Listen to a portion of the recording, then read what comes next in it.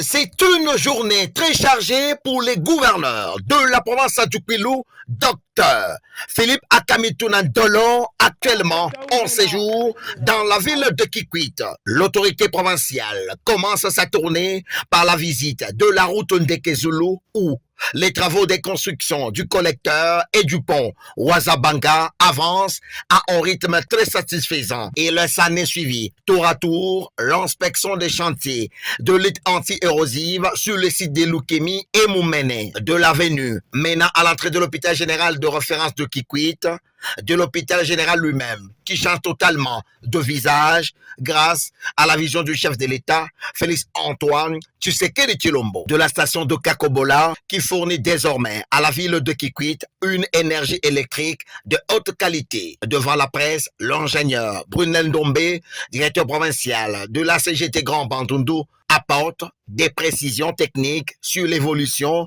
de ces différents ouvrages. Sur les 17 nouveaux bâtiments à construire, 16 sont complètement finis. Nous attendons l'arrivée de la couverture et des travaux de finition, comme vous venez de les remarquer.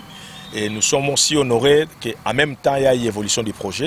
Ainsi, le premier de tous les Quilois, Docteur Philippe Akamitounan Dolon, exprime sa profonde joie et salue l'attention particulière que le chef de l'État, Félix Antoine Tshisekedi Tshilombo, accorde à la province du Kwilu. Je commence d'abord par remercier les chefs de l'État, Félix Antoine Tshisekedi Tshilombo.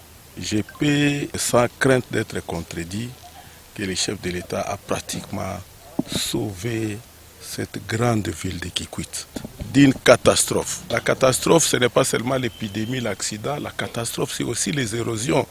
Si vous ne faites pas attention, ça peut faire disparaître la ville.